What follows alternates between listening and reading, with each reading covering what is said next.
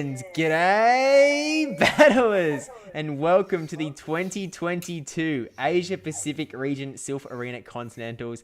I'm PvP Steve. I'm Dr. Trotter, and thank you for joining us here this evening or this afternoon, depending on which part of the world you may be in. And we have got a cracker lineup today of very well-known APAC battlers, and I'm really looking forward to getting into these, Steve. Yeah, it looks like that my mic may have actually been muted for that first 10 seconds. Still, I thought that I had it all perfect, but we are here for the 2022 Asia Pacific Region Continentals for Silph Arena Season 4, where essentially we're going to be watching the crowning of the new APAC Continental Champion. And so today, because the tournament actually happened yesterday, it is Sunday now, so it was Saturday, the first Continentals that was held in the entire world. We do already know the winner, and we will be following the winner along in their journey through the tournament, and that is going to be Azeyrox. So huge congratulations to Azeyrox on the Continental Championship title. But we'll kind of wait and see how they've actually done it. But Dr. Trotter, we're going to take a look at the meta that was used for this tournament first up, just really quickly. So can you sort of take us through what we've got here for this meta? Yeah, so this was a very different format than a lot of things we've seen previously from the Silph Arena, in the fact that they actually had a pick 8, ban 2, and play 3, as we always know. So each round, the opposing battler got to ban 2 of the opponent's 8 Pokemon. So it was another level of strategy. We have seen some of that in the past with I think it was with the early on in the factions. Had a pick 8 ban 2 format, which was very interesting. But this is the first time we've sort of had it at this higher tier sort of level of battling. So it was very, very interesting. There was a lot of talk between the competitors about how they were going to go about things. But there were also a few bans here. Yeah, so essentially, it's sort of a very strange team building meta in that you have to build a team of that 8 Pokemon with only 1 Pokemon of each type. So if you bring a Ninetales onto your team, that is representing the fire type, and you cannot bring another Pokemon with the fire typing onto your team. Additionally, you can only bring 2 monotype Pokemon. So if you brought Ninetales, not only would you not be able to bring another fire-type Pokemon, you would only be able to bring 1 more monotype Pokemon, and the rest of your team has to be made up of dual-type Pokemon. This sort of means that I think there's 16 types in the game, and I think with a team of 8, with 2 monotypes limit and everything else being dual types, that's like a minimum of 14 typings that have to appear on your team. So you're pretty much using all of the typings except for 2. But of course, there are those bans along the bottom there of Mega Pokemon, Registeel, Regirock, Pachirisu, Granbull, the Galarian Bird Trio, because they are so hard to get. The Ultra Beasts, I believe that's what they're called, the Ultra Beasts. And then also we've just got bans on the end there. A ban on the Hisuian Arcanine as well, Dr. Trotter.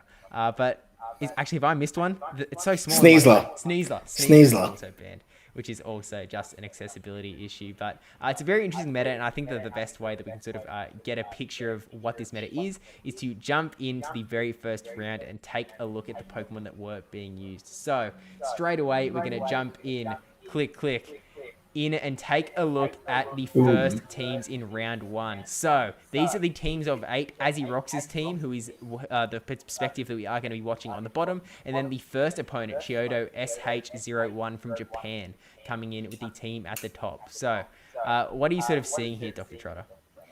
I am seeing a lot of bulky Pokemon on that Azeyrox's side.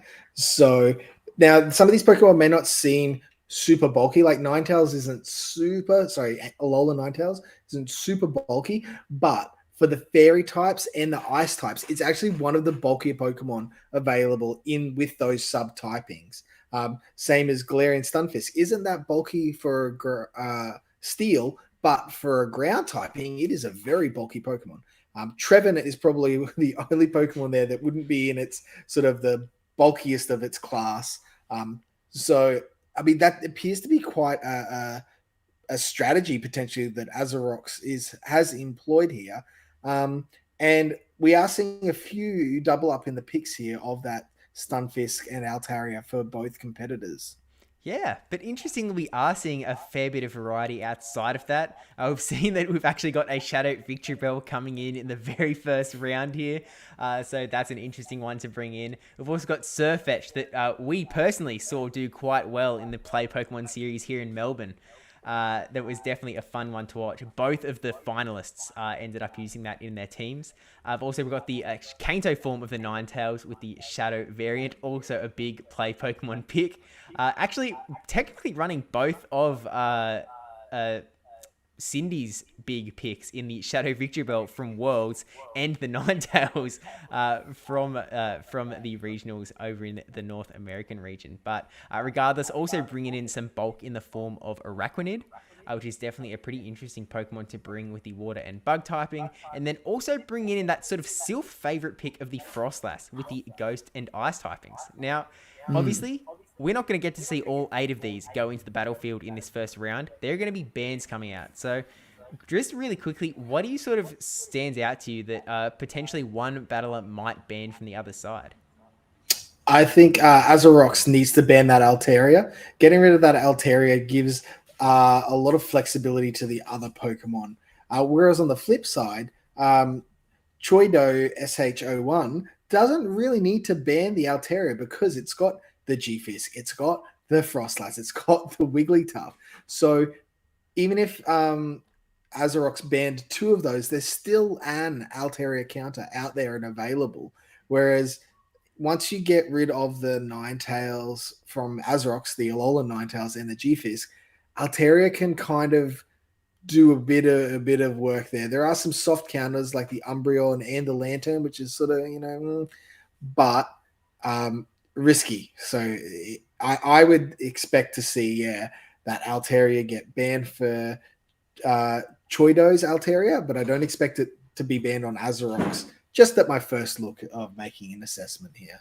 Yeah, I mean, I think you're right that there are a lot of counters to that Altaria over on Chiodo's side. And I think that this is sort of something that you have to think about when you get into these ban 2 formats with the teams of 8, is that you have to be able to cover things even if 2 Pokemon get banned. So if Azeyrox was to ban both Galarian, Stunfisk, and Frostlass, they would still have Wigglytuff on their team to fight back against that Altaria. Of course, then you may be running into problems of, I only have this one Pokemon, the rest here don't do so well against Altaria, Shadow Victory Bell, Surfetch, I really don't want to land them up against that Altaria, but at the end of the day, it is really how these battlers want to play it out and where they see those neutral matchups are going to be. So let's bring the bans onto the screen and see what we've got here. And oh, it is actually the reverse. We're seeing the Altaria banned from Azeyrox's side, Trotter.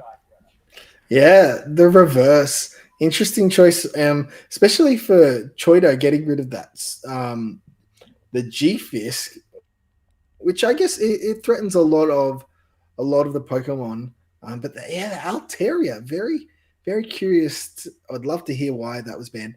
And then on the flip side, getting rid of the Wigglytuff and the Surfetch. You've got a lot of counters there for Surfetch. You've got the Ninetales, you've got the Medicham, you've got the Trevenant. There's answers to those things there. Very, very curious to see. You'll see the lineups and the teams of 3 they pick based off of these bans. It'll be interesting to see what they do. Yeah, I actually really like the Wigglytuff ban. I feel like if you sort of expect your Altaria to be able to sort of push through depending on your sort of what you've banned, I think that it's definitely a strong one to take out. Altaria still has some play against Galarian Stunfisk with some dragon damage, but not too much. But then really just Wigglytuff would sort of, if you look at the 6 Pokemon that are remaining here, would do a lot of damage. It would really hurt the Medicham. It would really hurt the Umbreon. It would do a lot of damage to Alolan Ninetales, Trevenant, Lantern even as well. Lickitung has that bulk, but still doesn't love the charms either. So I think that it's actually a really nice thing, especially sort of thinking that Azeyrox's Galarian Stunfisk may potentially be banned. So let's jump into this first battle though and take a look at what is going on, what these battles are going to do in this very first battle in the Asia Pacific Continental Championships. And take it away. All right, and we've got the Altaria into Medicham. Now, this is from the Azeyrox's point of view, so this is not exactly where you want this Medicham to be. And Choido recognize that Altaria is a really, really good match for the rest of Azeyrox's team. Yeah, luckily for Azeyrox does have the Ice Punch, so able to get a fair bit of damage onto that Altaria before swapping out into the Lickitung, who is going to be able to tank this move quite fairly, and we'll just have to wait and see if Chiodo is going to swap out here, and we do see the swap into Shadow Ninetales. And it is that Ember. It is not the Fire Spin. So a little bit slower in generating energy compared to the Fire Spin, but it definitely outputs a lot more fast move damage. Yeah, it can tank the body slams pretty well, actually, but that extra damage, especially not only from the fast moves, but also coming in from the shadow bonus, is going to put a lot of hurt onto this Lickitung. Will be able to survive this body slam, so it doesn't need to shield here, but the Weather Ball spam is going to start coming out, or potentially even the threat of a big nuke like Overheat, but I don't think that's necessary. Not at this health range, it's not necessary. There's nothing more fun than landing an overheat on something and watching everyone surprised at how much damage it actually does. And it looks like we got a little bit of that charge move lag and a no shield. So we'll get a little bit of extra damage there. So switch advantage to Choido. Yeah, it definitely wants to bring the Metacham here from Azeyrox's side because they don't want to have to put that Trevenant up against that Weather Ball spamming Ninetales. Is going to burn the first shield here, but it is just a Weather Ball, which while it wouldn't be a KO, would definitely do some pretty big damage onto this Metacham. But here comes another one, and the decision has to be made. Do you tank this one? And Azeyrox decides that they are going to tank this one. They are, and it was it CMP? No, they got the counter down. So it does have a Ice Punch here to throw straight onto this Altaria should they choose. Yeah, I think Azeyrox is really going to hope that this one does end up going through so that Altaria can get taken out. We're seeing an instant swap into the Trevenant, and we actually have Grass v Grass in the back, and this is not where that Shadow Victory wants to be at all. Look at his health go down. Yeah, 2 seed bombs is all you need to do for this point. Not exactly fun for that Shadow Victory Bell, who you think Shadow Victory Bell in the back, 1 shield, yeah, this will be enough until you find out it's resisted damage. Yeah, I have a feeling that they were really hoping that it might be that Lantern in the back. But alas, that was not the case this time. No Surfs to just soak up. But that does mean that Azeyrox is taking out the very first game in this set of 3. So how do you sort of think that these two battlers might need to adjust? Does Azeyrox go in with the same strategy? Does the Trevenant with the Metacham lead work? I mean, we saw some sort of play out of a matchup with the Lickitung being able to soak up some damage. But how do you think they should play it out going forward? Yeah, I'm quite surprised that Araquanid didn't come out. It's really got great neutral play against pretty much everything, or it does quite well. Those bug bites are going to chew through everything on the opponent's team, and it gives it enough bulk that it doesn't have to shield everything. By having those 2 shadow Pokemon in the back for Choido really, really forced that those shields were critical. And it couldn't quite get the job done. So a little bit of bulk. Love the Altaria pick though. So I would look at using those 2 as your core, and then just working out where you need your coverage from there. Yeah, I with that Altaria being so strong, as you say, it's almost tempting to bring that Alolan Ninetales in. But with the threat of Shadow Victory Bell looming around every corner, plus the Kanto Ninetales with that big fire damage, I mean, that's 2 counters on the one team. So you'd really be taking a gamble to have to bring that onto your line of 3. So as much as I'd sort of like to see it come out here, I think that it's probably going to be left at home in this game too. But we'll jump in and take a look at what these 2 battlers are bringing in here in game 2 of the very first round. And we do have the Lantern into the Shadow Victory Bell. This is where it wants to be. And Lantern is going to have to run straight out of there into that Lickitung safe swap for the Bukk again. Yeah, and Choido hang in here for a bit again, trying to get a little bit of chip damage. And there's the Araquanid. So we very well adjusted from Choido. Bringing the Araquanid in because it's got that bulk. It can soak up some of these hits. Just needs to maintain switch and it will come through. Because the main thing for Choido winning this matchup is keeping that Victory Bell aligned to that Lantern. Yeah, exactly. It is really important that switch advantage stays in Geodo's favor here. The Lickitung and the Araquanid, neither of them are doing very much damage, but they're chipping off damage. Chip, chip, chip, chip. We've got bubble beams coming through, reducing the damage of the Lickitung. We've got body slams, just slowly whittling it down. But you can see that the damage from these body slams is just being reduced more and more and more. And at this point, it could potentially come down to a case of who wants to burn a shield to keep this matchup alive, because that... Oh, we actually see the swap it into Lantern here. Wow. Yes, because the timers are misaligned now due to trying to get that extra damage from that Victory Bell. Lets this Lantern just get a few more charges, and there's the Victory Bell coming in. And at this health range, Victory Bell does not like to take any sort of charge move that's got, can do a little bit of damage here, but no shields to Surf. And yeah, we're just going to get a Razor Leaf down. Oh, another Surf comes off. Do you shield this, Steve?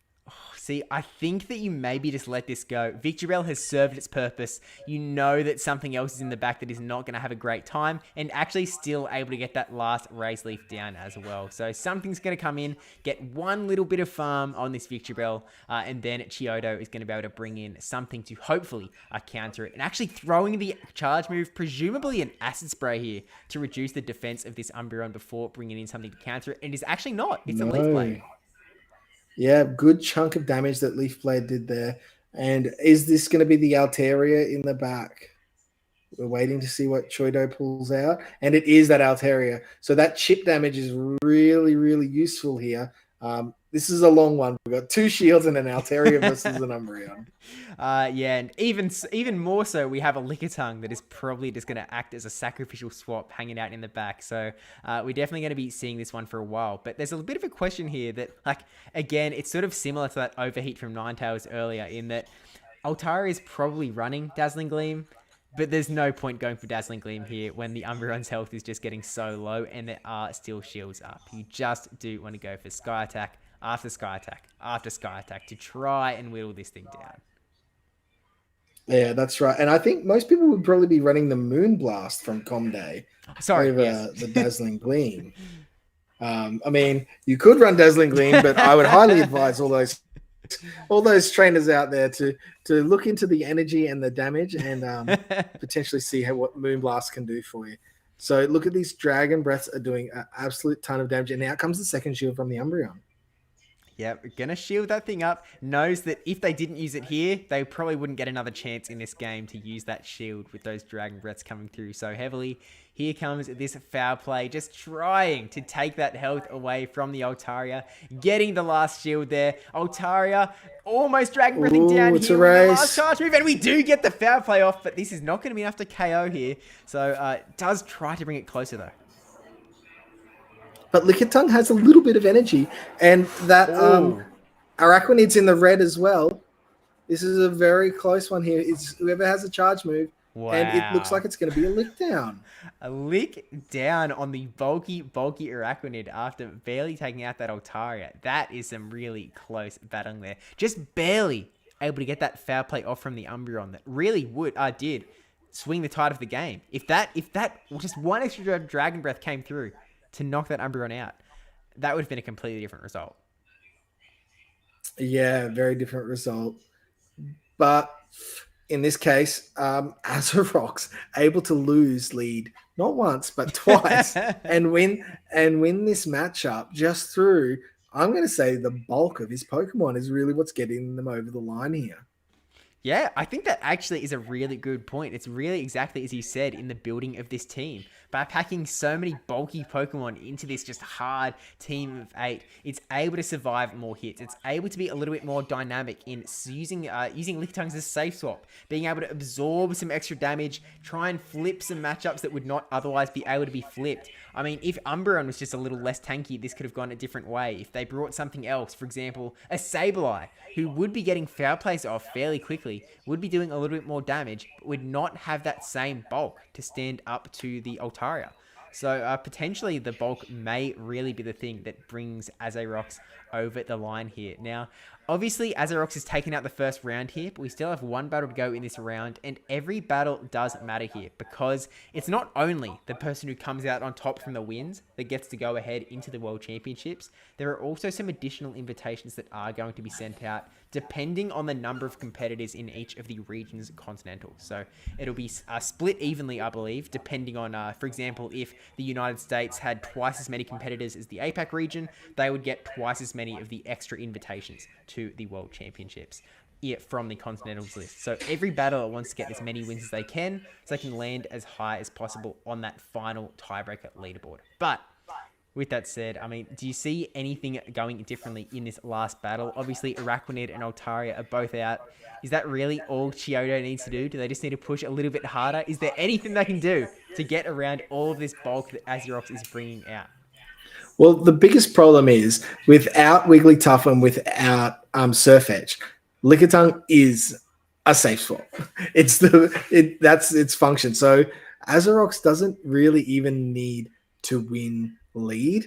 He can win switch afterwards with Lickitung. It's like they've won lead.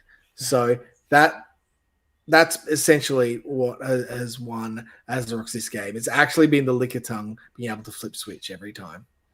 So, but the fight has been banned, which is actually really a big play from Azeyrox. By banning the Surf Edge, they've really removed that sort of hard counter.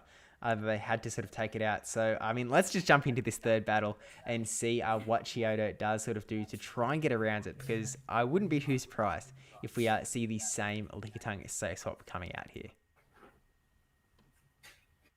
And it is the victory bell into the Trevenant. This is kind of neutral in the lead scenario. Oh, an insta swap to Altaria, Steve. Yeah, this is an interesting one. It's sort of like the closing matchup from that very first game. The Shadow Balls are going to hurt here going into the Altaria. Altaria obviously going to get some big Sky Attacks off, but look at that damage from the Shadow Ball. Absolutely insane. And now, of course, we see that Lickitung swap that is just going to be able to show its bulk on the main stage here and take this Altaria down after taking a few hits on the way there. Yeah, and that's really quite telling for this matchup.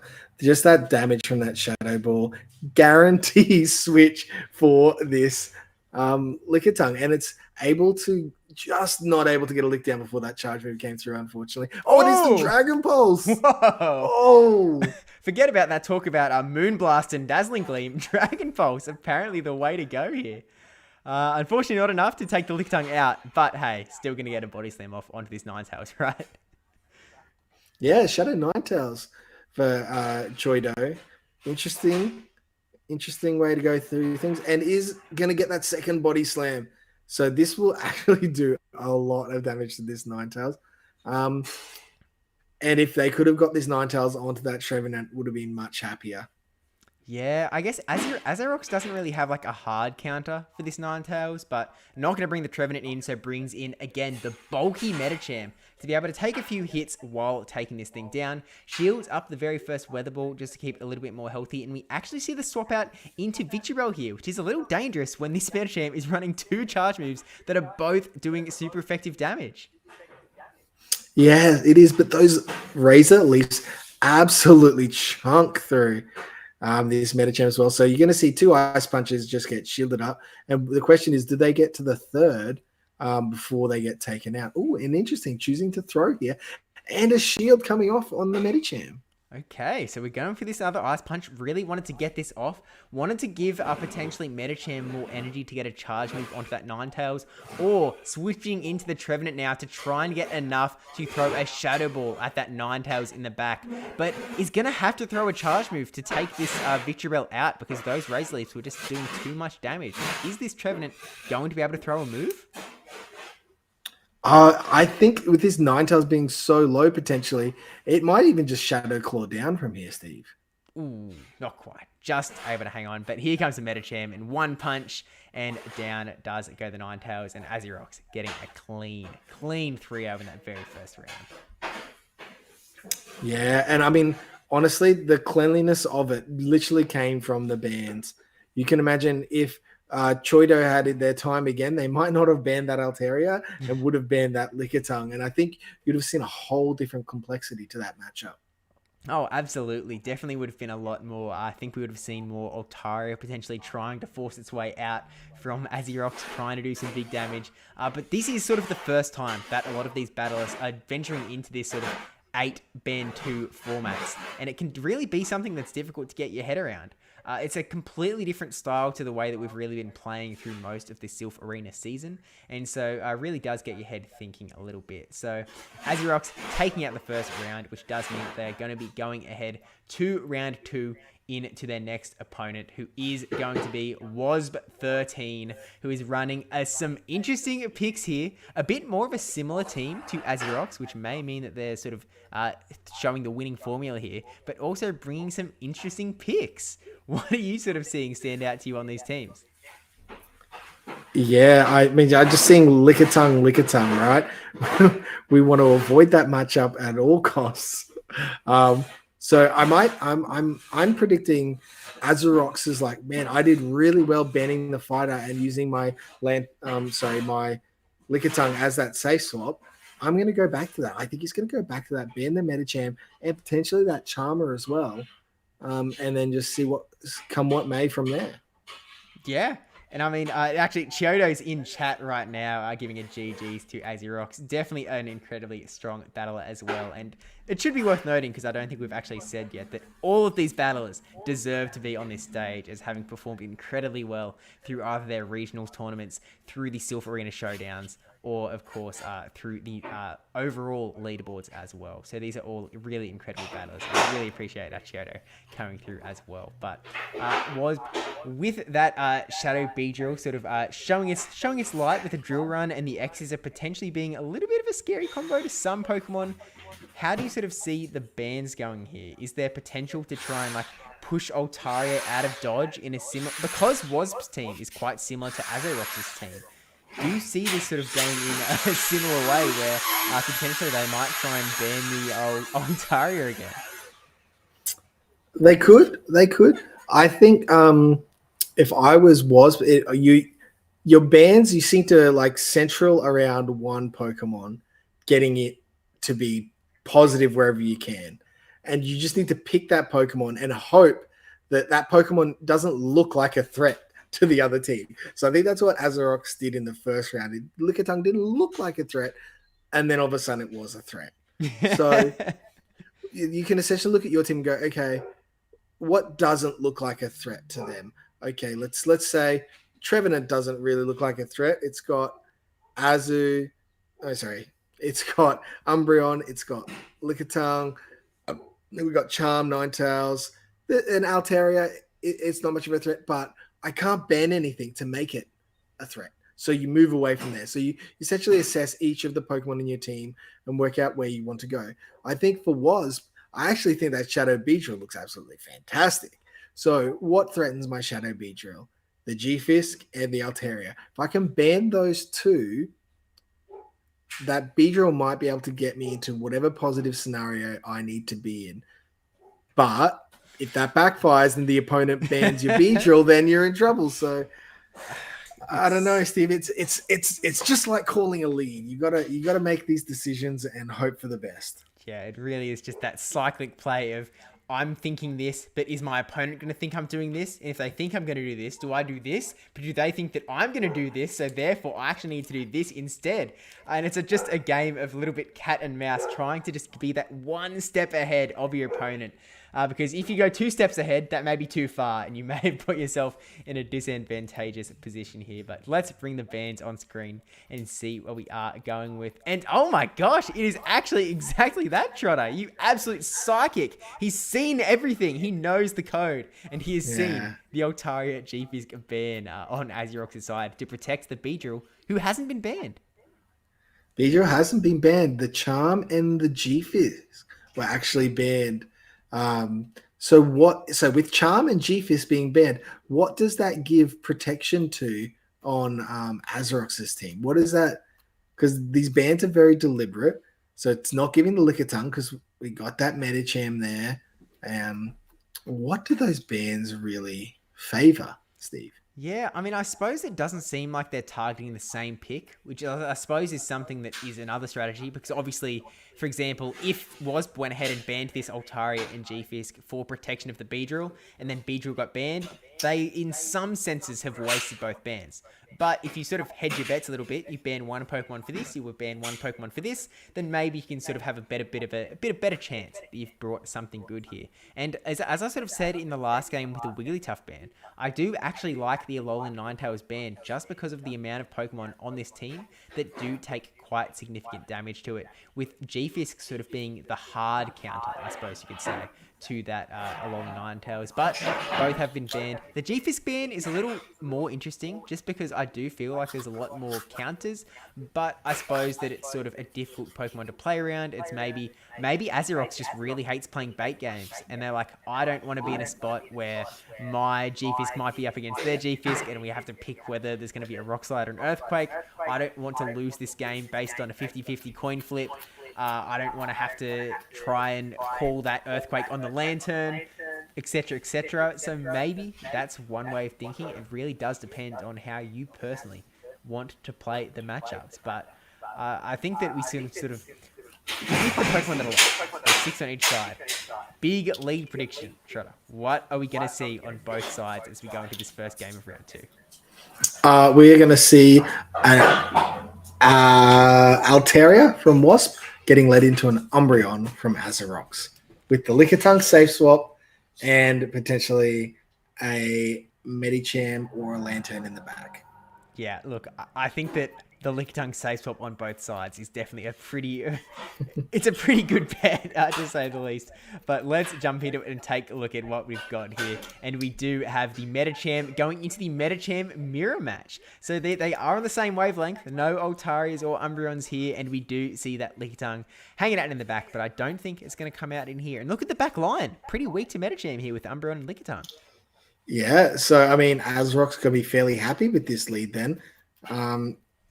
Very happy, because knowing, and this is early. This is an Ice Punch. Oh no, it is a Psychic. Have we been desynced, or did I just miss? No, CMP. Right. CMP tie. So that's very telling as well, that Wasp wins CMP. Yeah, definitely a big, important piece of information to know. I've got the Medichams just fighting away to get to that next charge move. Because Azeyrox's Medicham sort of let that come through, it is sort of getting to the point where an Ice Punch might sort of be enough to sort of try and push the line over, put enough pressure on. But we'll see how it ends up going with that Psychic going through. And now accessing the swap out into Lickitung, which is not as weak to Medicham now that it is so much lower. Yeah, and interestingly, staying in here, all getting to the Ice Punch and then dipping into the Umbreon to soak up all of that energy, and not really going to be doing too much here with these body slams. Yeah, neither of these Pokemon are going to be doing very much to each other. The foul plays are going to start to add up here, and they come out quite quickly with the power of the energy generation from Snarl, but it is going to be a long one here with body slams and foul plays going back and forth, back and forth. So I guess the question becomes, what is in the back for Wasp? If they have the Trevenant, then this Azeyrox would really like to have the Umbreon sort of lined up against that a little bit more. Although I suppose when you've got the Lickitung in the back, it's actually looking pretty good against the rest of Wasp's team, don't you think? Yeah, it does. The Altaria and the Beedrill are probably the only things that are really going to heavily threaten that Lickitung. But it feels like Azeyrox is building up a lot of extra energy here to make sure that whatever comes out next, that it can throw or at least beat that Medicham of Wasp to a move. So, yeah, not surprisingly, getting a little bit more energy before throwing. Can eat comfortably another body slam. Can't eat two, though. Yeah, so he's actually going to throw the charge move here straight away to try and finish off this Lickitung before it can get to another body slam. Still going to have a lot of energy to go into the next matchup, as you said. So we'll see what does come in here. And it is actually the Medicham with the charge move of its own to try and just nuke this Umbreon and all its energy out of existence, which always makes me think that they don't want this Umbreon to face what they might have in the back. Potentially, but I think this is trying to get this shield so they can do a quick snipe on that Medicham, because that Medicham did build up to an Ice Beam. Ooh, and letting it go. And insta swap into that Lickitung to get that little bit of extra damage. And out comes the B. Oh, Okay. look how much damage this is taking, Steve. Yeah, there is a lot of damage flying here. I mean, Beedrill taking a fair bit of damage from the licks because of the shadow defense drop, as well as just being generally a quite squishy Pokemon. The Drill Run doing a fair bit of damage there, but the Body Slams are adding up on the Lickitung on the energy side of the forest. So here comes the first one, and already at a second one, ready to throw and put the hurt on as well. Yeah, this Beedrill can't survive this amount of damage, unfortunately. Shadow B really needs to be landing those poison jabs super effectively, or just against the squishy mon. But Oh, against the Lickitung, look at that body slam damage. yeah, does hang on to get one more charge move, but not really going to swing the tides here because one more lick and that Beedrill will go down, and we are going to see that Medicham come out slight for about half a second. Did we even see it in full size? I don't know that we did. Just instantly came out and just shriveled back down, and Azeyrox taking out the first game of round 2. Well, Steve, you are correct. Half a second, because that is how long one turn takes, with the lick being a one-turn fast move. It's sad to see. It's sad to see. But was obviously they had very similar sort of mindsets. They both went for the Medicham lead. They both had the Lickitung as that sort of bulk hanging out in the back. Azeyrox just went for the extra bulk with bringing in the Umbreon, as was tried to get the big damage on with the Beedrill. And you might actually think that, like, if the only difference is Beedrill and Umbreon, Beedrill has quite a decent time up against Umbreon, with the X's just being able to come out quite quickly. So maybe that means that it's a decent matchup for Wasp. But the way that it played out, the Umbreon mostly being the thing to put the big hurt on the Lickitung, and Lickitung being left to fight the Beedrill in the back, it actually worked out quite well for Azeyrox. But going into the next game, how do you sort of see Wasp adjusting here to try and potentially... I mean, I like Beedrill too, but it's sort of difficult to get it into a good spot here, I'm sort of feeling. Yeah, it can be difficult. You just don't want it against that bulky Lickitung. Against the bulky Umbreon, it's okay because you can do those super effective X scissors, which are going to really add up. You know, they come out after 5 poison jabs, so they come out fast in 10 turns worth of damage. It outpaces it compared to the Snarl and Foul Play from the Umbreon. But it's really hard. Azeyrox has just got that bulk, and it's just landing in all the right places. Knows how to throw its weight around. Yeah, for sure. But I guess we'll just have to wait and see if they do end up doing that sort of play it that little bit tighter, I suppose you could say, going into this next battle. But let's jump into it and take a look at Azeyrox, see if they can go 2-0 to get a full, essentially, 5-0 sweep so far going into round 2 of the Continentals tournament. And there's the Altaria, and it's come up against the Medicham. So this is quite nice for Wasp. But I feel like we're going to see exactly what we saw before. It gets the Ice Punch first, throws the Ice Punch, dips straight to the Lickitung, right? That's his strat. That's what he's done. That's what's worked. Because then it actually protects the Umbreon in the back from the Medicham, because you assume the swap here is going to bring out the Medicham.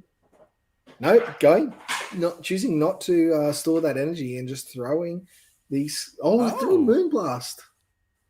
Interesting. I feel like Sky Attack is potentially a more efficient move, but maybe for any cleaner to get one, it might do more damage. I'm not sure. But the Body Slams are going to be coming through here, taking out the Altaria just barely there. And we'll see what ends up being brought in here. It is actually the Beedrill coming out when shields are still more so in play.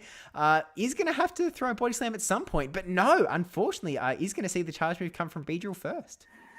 Yeah, this X Scissor will almost KO this Lickitung, but not quite. Just survives and gets this Body Slam. So, like, 1 HP from this Lickitung is really... This Body Slam could actually change the complete dynamic of this battle, and it's that Body Slam too. Yeah, I mean, this is, again, one of those cases where the bulk is really paying dividends here. Can really deciding what Pokemon to bring here. Wants to bring that switch timer down. It is over, but we've got the Umbreon coming in here. No charge move is going to be a 1-hit KO from this Beedrill, so we'll be able to survive here, but wants to burn the shield. Wants to keep Umbreon a little bit healthy, just to see what it may be able to do in the back. And here's a Beedrill just sort of losing its health really slowly, but this Foul Play will seal the deal if we see no shields coming up. Yeah, and it looks like the Azeyrox has predicted there's a Lickitung in the back, keeping that Medicham with a bit of energy.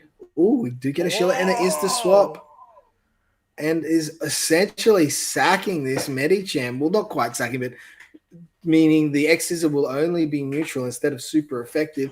And oh, it is the Trevenant. So what a brilliant call from Azeyrox. Wasn't the Lickitung at all. Yeah, able to take some big damage on the Metachamps. This Trevenant has less to farm. Still able to get to this Ice Punch relatively quickly, but not going to be able to get to another one. This Metacham is going to go down now, and we are going to see the Umbreon coming back in and not care too much about the energy that is on this Trevenant right now. No, unfortunately, Trevenant only having Seed Bomb, which can do any sort of damage to the Umbreon, and you can see there, it's not that much. So looks like building up to 2 foul plays here for Azeyrox, just in case they try and shield. And there's this. There we go. And another C-bomb. This might need to be shielded here, Steve.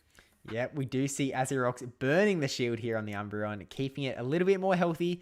I wouldn't be too surprised if we see a switch come out at some point, but we do see another foul play thrown. Not really expecting a shield to come up from this Trevenant because this matchup is definitely lost there, but now we do get the chance to bring that Beedrill back in, but not going to be able to get the damage off, which means that Azeyrox going up to the 2-0 in round 2. Yep, definitely brought his broom with him. Azeyrox sweeping away here. And just, really able to use this bulk in Umbreon just so effectively and recognizing where it needed to be. Hence the swap out to draw out the Trevenant. Very well done. Yeah, and obviously, as he was sort of commenting on in the game, the Lickitung being used as that safe swap. It's Azeyrox just really has a really nice strategy that they've built up, how to use their team. And they've got when they see an Altaria on the other side, not too worried about it. Doesn't really need to ban it because they know they can bring the Metacham in. They can try and go for that Ice Punch, and then they can swap out to the Lickitung to try and soak up the rest of their damage now that Altaria has lost a lot of health. And there's still nothing that is really going to do Lickitung like a complete disservice that is going to just completely annihilate.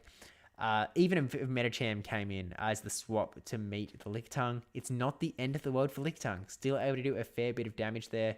And once you've banned the Alolan Ninetales with the Oppressive Charm, as well as the Galarian Stunfisk, it really does look pretty good. But, I mean, do you see Wasp going for something it's out of this world for this next battle? Or do you sort of see a similar play with the sort of going for the Lickitung as the sort of safe-ish Pokemon as well? Maybe. I mean, you could potentially see just a push for RPS, trying to line the right things on the right things. Or potentially you see more of a Metacham, Lickitung, Altaria strategy to try and just get some bulk going. Win and just really try and nail down these other Pokemon. So I think you see that Shadow Beedrill again because it's so critical. It just needs to avoid those licks as much as possible. So I think I'm going to see Shadow Beedrill with the Metacham and possibly the Altaria, possibly the Lickitung from Wasp. One interesting thing to note, I heard a rumor, Steve, that Azeyrox actually only prepared this team the day before or the day of the tournament. So these strategies are not long-term thought-out strategies. This is a player who's just shooting from the hip and having some massive success. And really, that's testament to someone being such a good battler. They can get in these situations. Obviously, people have got the chance to get a lot of experience in sort of these open Great League formats through the Play Pokemon series, through even Blind Threes in Go Battle League to get an idea of these matchups, how to play things out, and having sort of that knowledge, that ability to sort of be put in a dynamic situation and be able to win out is really what does separate battlers and make some really, really high strength battlers in being able to win in a lot of situations where other battlers, this guy, may not be able to get to those win cons or see how to sort of get around these potentially tricky situations. But let's keep it going and take a look at game 3 in round 2 with Azeyrox versus Wasp. Jumping in with the Lickitung mirror lead. No, this is the first time that Azeyrox has just ditched the idea of having Lickitung as the safe swap, and it's just gone straight in ham with the lead with the Medicham and Umbreon in the back. So we'll see if it plays out. It plays out a little bit different this time. Yeah, I mean, you can't answer that phone call from Papa. Sorry, Papa. We got to send you the red button there. We've got bigger fish to fry at the moment. It's the first body slam, building up to over 2, so 200 energy close to here, and out comes the first body slam. I'd be interested to see if Azeyrox went to try and catch something on the Umbreon, Steve. Yeah, it's definitely a possibility, and is actually seeing a quick swap into the Umbreon here. It looks like, unfortunately, didn't go through before the body slam was going to come, which is a little bit sad, but still, Lickitung will be able to take this body slam just fine, and now we see the swap out into Umbreon, keeping that energy on the Lickitung for a bit later on. Lickitung staying in for a little bit. Again, this foul play isn't going to be a total destruction of Lickitung. It will just be a move that is also going to just whittle it down a little bit, but that it is going to do a little bit more hurt than these body slams are doing to the Umbreon. So we'll see if there is a plan to swap out from this Lickitung, or if they just want to leave it here, maybe protect a Trevenant that could be in the back. Well, I think what you're seeing here, Steve, is your initial thing is to swap straight into your Medicham against this Umbreon.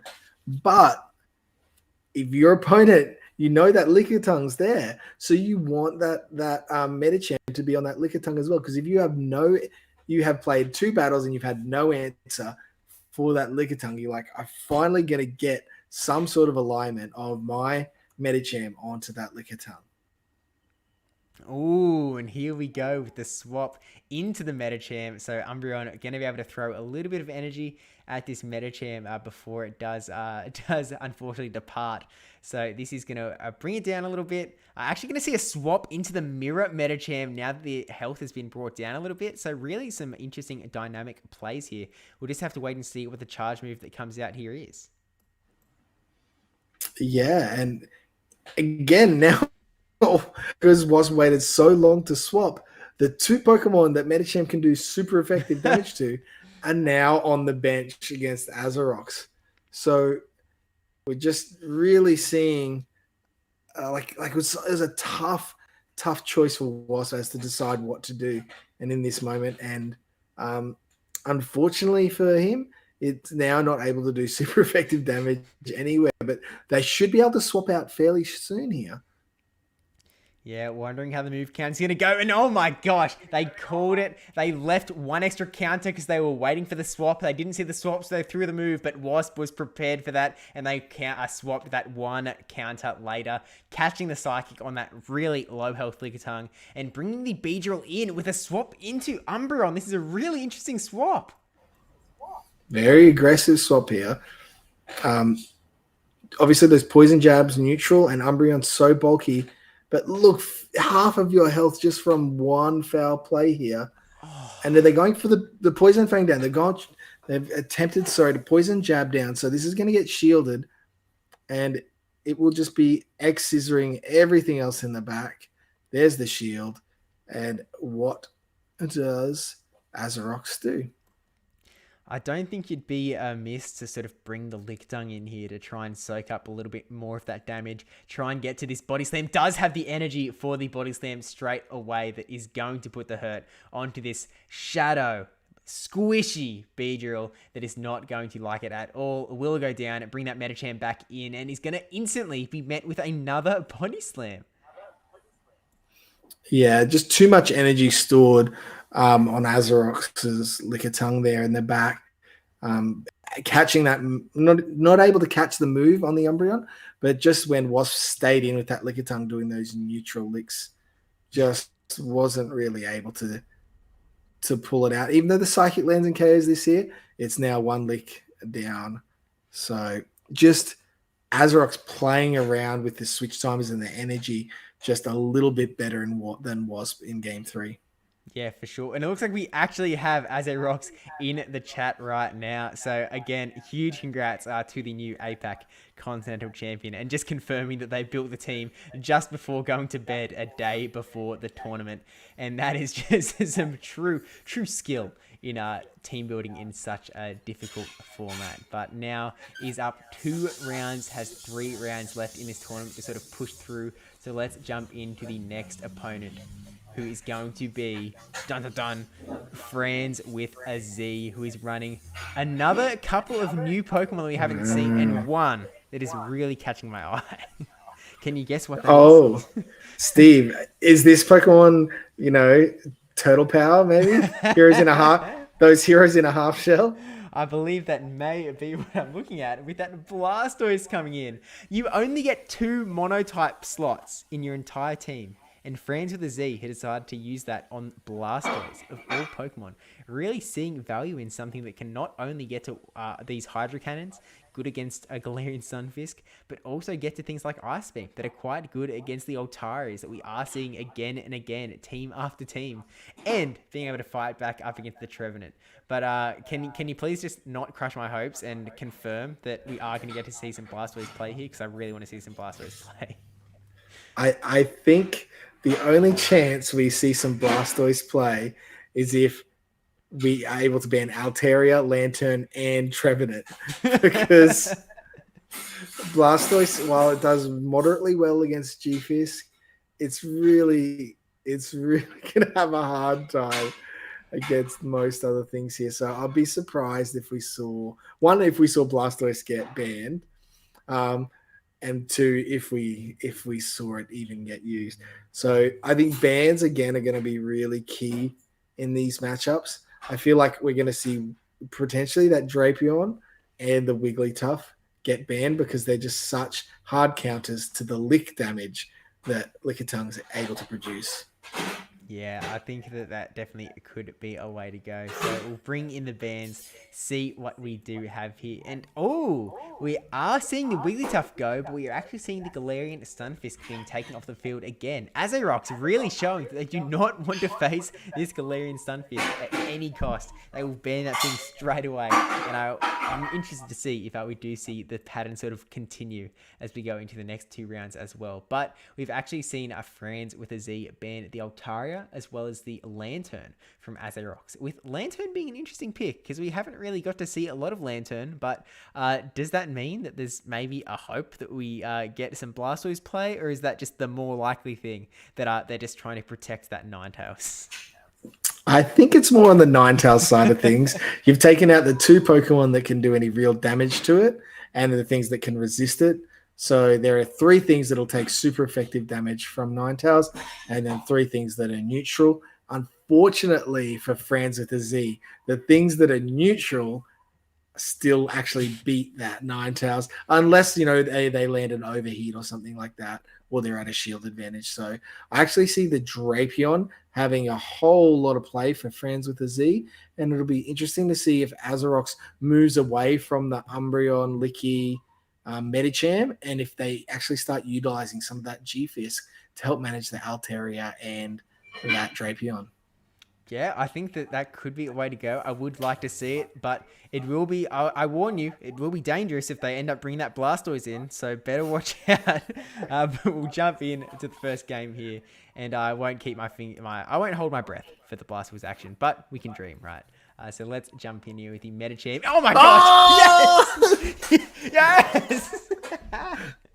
Oh, we get the Blastoise straight away with the Medicham. Medicham not actually in an awesome spot here, just because the Hydro Cannons are actually going to come out quite fast and actually catching into the Lickitung. Really nice play from Azeyrox straight off the bat. Wow.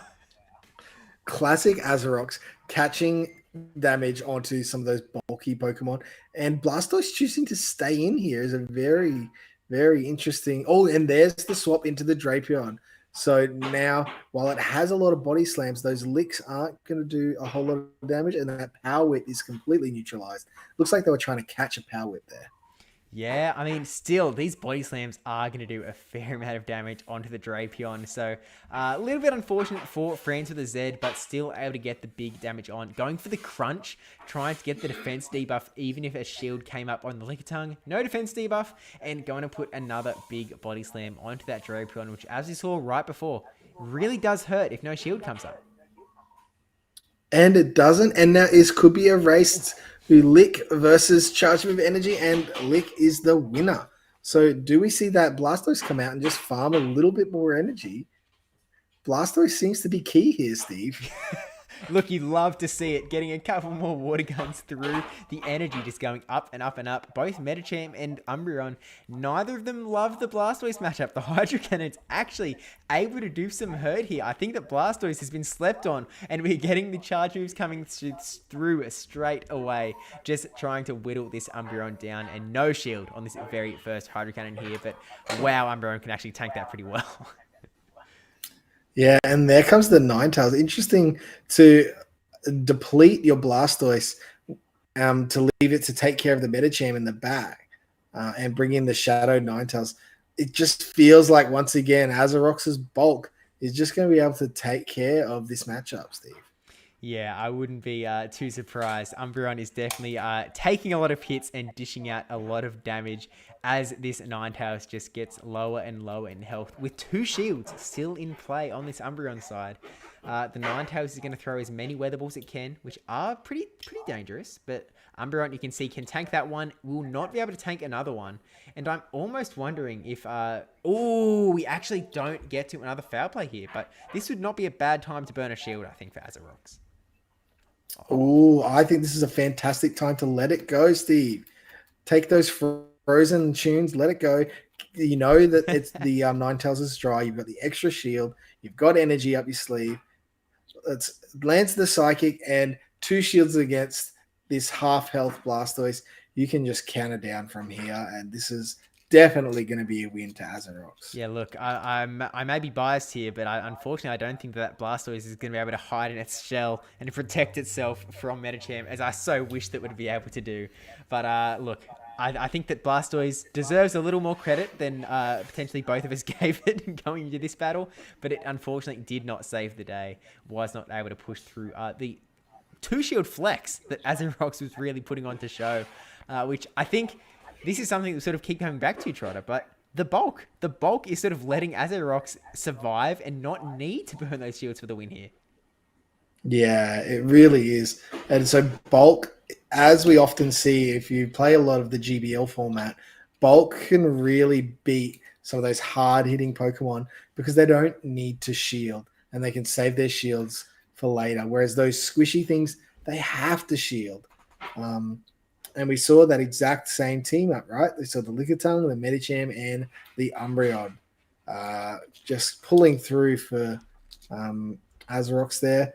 I liked the Drapion, but I think Franz with a Z needs to move away from the Shadow, or maybe not the Shadow Ninetales, but definitely away from that Blastoise, and just got to get a little bit more traction with some of these other Pokemon.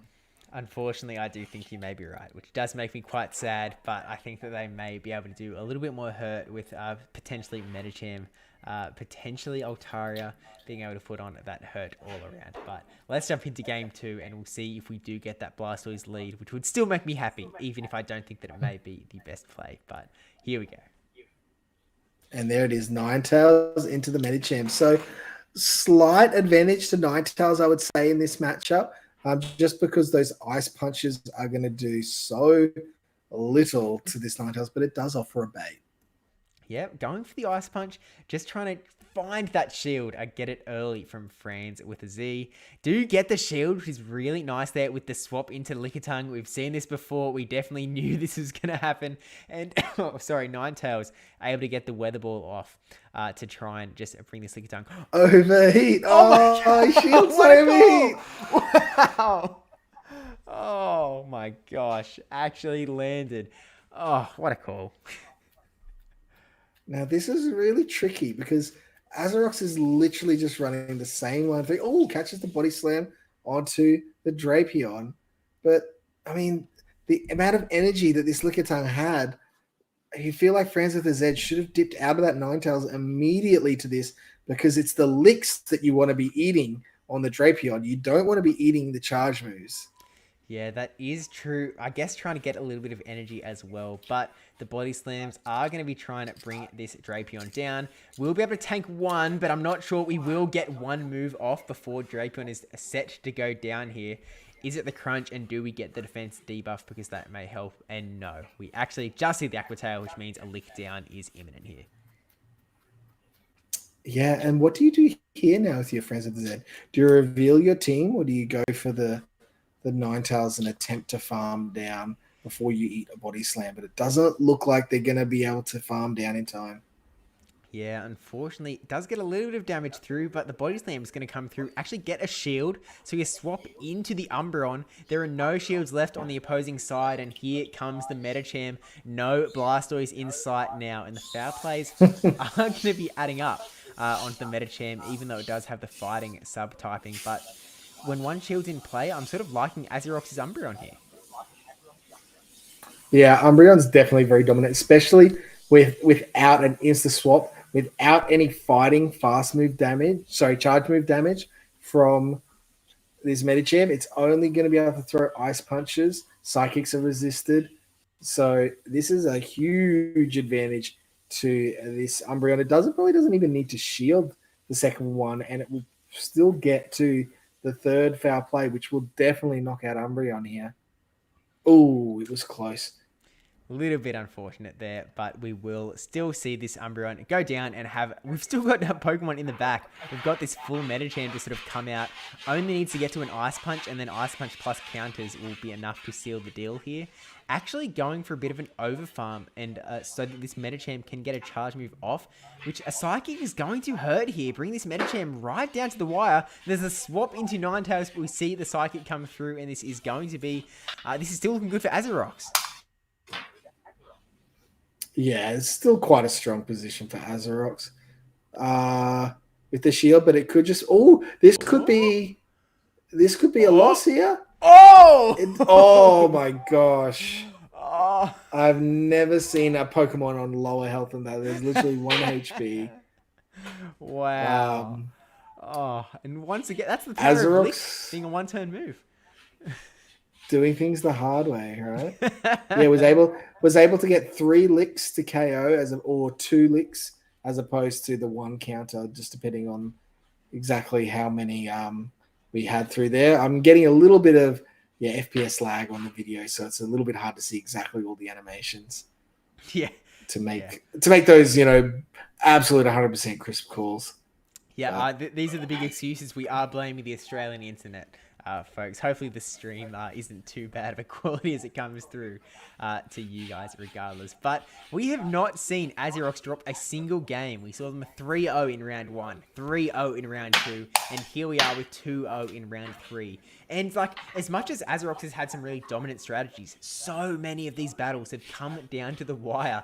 That battle, there is so little HP. That could have so easily been Medicham countering down. I thought we were on track to see a simultaneous KO and just finish the game off with an even Stevens reset. Let's go again. But no, Lickitung able to hang on there and push down that Medicham at the very, very last half second to secure game 2 and secure round 3. But we've still got one battle to go, and hey, maybe Friends of the Z goes Blastoise time?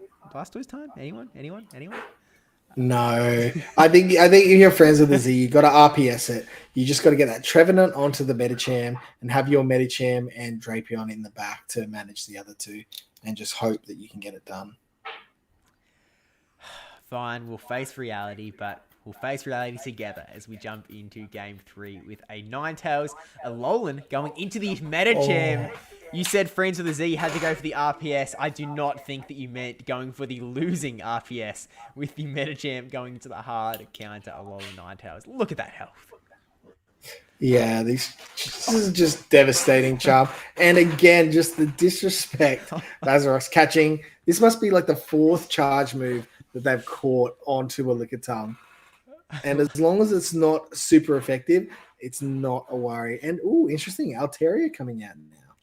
Now, this is actually a really interesting spot because the Lickitung, well, not in like an awesome spot here, Azeyrox still has the Alola Ninetales. Alola Ninetales is almost entirely taking out that Medicham and will be able to come in and take out this Altaria as well as soon as this Lickitung goes down. But the health is actually going down pretty quick, so maybe the Lickitung is going to stay in and do the job itself.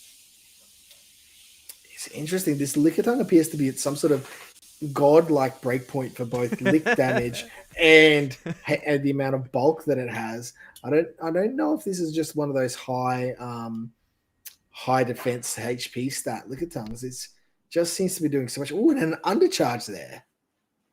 Okay, wanting to get a little bit of farm here. Actually going for the charge move on the Alola Ninetales to take this thing out. Really not wanting to take any hits on this Alola Ninetales. And so I'm assuming we're not going to see Medicham come out. It's going to be what's in the back, and it is the Ninetales Kanto form. No Ninetales on Ninetales action. We're going to see the Medicham. Instead, each trying to burn shields off each other here. Yeah, I mean, you've got to dip out of this Ninetales at some point. You need to catch some energy on your Medicham because at this point with 2 shields, you can almost just see this Medicham countering down this Ninetales. And that's why, and it is a catch. And is it the Ice Punch? It was. And do they have the nerve to no shield, Steve? Oh my gosh, they don't shield there. Here comes the Ninetales. They've still got both those shields that they basically need to burn. It's going to be 2 Ice Punches, and Franz is going to have to shield them. But they are in such a rough spot here because that Alola Ninetales is still hanging out in the back. Wouldn't see a Weather Ball as a friendly thing to see, but with Medicham still having the shield in tow, we'll be able to get this Ice Punch. And I wouldn't say that the game is over, but Ninetales is going to... Kanto Ninetales is really going to have some energy going onto this Alola Ninetales in the back. Yeah, potentially might be looking at getting a little farm. But even at this HP range, Charm is going to be a problem. Even though it's a resisted Charm, this Kanto Ninetales will need to get to another charge move. I don't think these Embers will just do it on their own because... It is 3 charms and down goes Ninetales. Wow. Kanto, not a Alolan. Which means it's now 9-0. Azeyrox is completely dominating this competition. The Continental Championship, battling from players all around the world. And Friends of the Z put up a really good fight there. That game too was an incredible game. Came so close to Friends of the Z being able to take one out there. But unfortunately, yeah, was not able to take it home. And the Ninetales, just wrong Ninetales in the wrong spot, unfortunately. And I guess in that case, they really did lose that lead. Harder than any lead we've seen so far. We even saw that Shadow Victory Bell going to Lantern earlier. That wasn't even as bad as what we just saw with that Medicham's health melting away. Yeah, not pleasant. Not pleasant for the Medicham at all. But now, Steve, I believe we're moving on to a matchup where we actually know one of the competitors. We do indeed. We are coming back to a land down under, going into essentially the semi-finals of the APAC Continentals, and we are going to turn up the heat and go into Inner Bloom 94.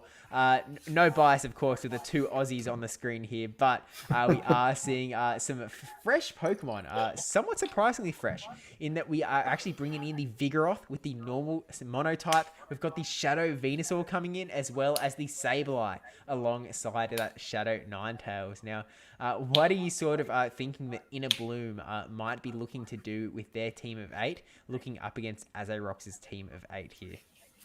Yeah. So initially you're like, okay, Sableye, super safe, super good. Let's ban 2 things. Oh, wait, they've got 3 Sableye counters.